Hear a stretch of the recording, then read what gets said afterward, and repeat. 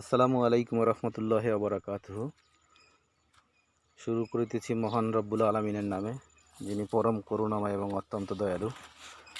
আজকে একটা জিনিস, রমজানের ভিতর আজকে 9ই রমজান, একটা জিনিস খেয়াল করলাম যে আমার বেগুন গাছে, তারপরে শুধু বেগুন গাছটাই পোকায় ধরেছে, মাঝে মাঝে মাঝে মাথা খেয়ে ফেলছে। তাই কিছু বেগুন বড় হয়েছে, এখান থেকে তুলবো, তারপরে ঔষধ দেওয়া লাগবে। ঔষধ দিতে চাইছিলাম না, এর আগে বিষমুক্ত রাখতে চাইছিলাম, কিন্তু এখন যে পরিস্থিতি তাতে কিছু ঔষধ দেওয়া লাগবে এই পোকা নিধনের জন্য। দেখতে পাচ্ছেন বেগুন কিন্তু অনেক বেগুন হয়েছে, কিন্তু পোকা আর ইসের জন্য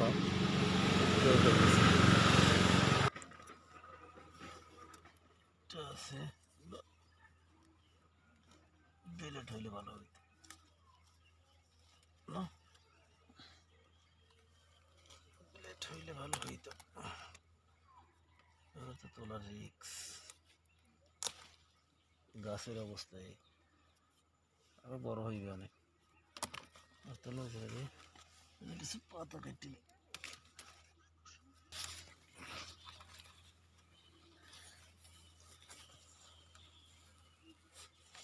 এবার একটা করতে গেলে আর একটা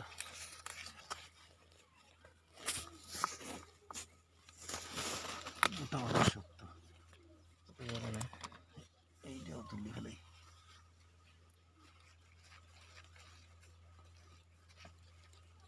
10-12 দিনে আর তুলতে পারবো না। ঠিক আছে,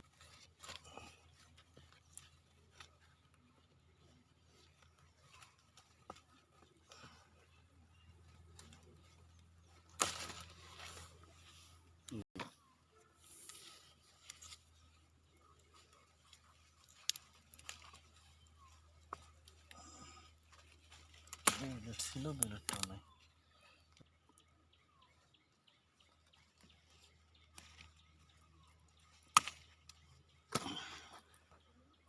রেতন মেডে না থাক, ছোটো না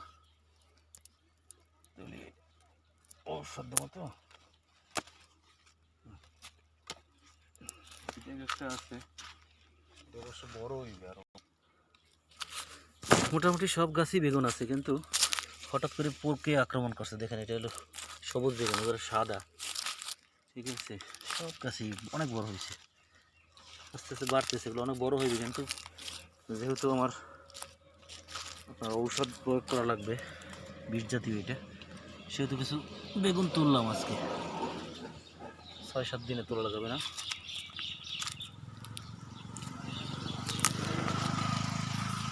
এখানে টমেটো আছে, মাশাআল্লাহ টমেটো গাছগুলো ভালো আছে।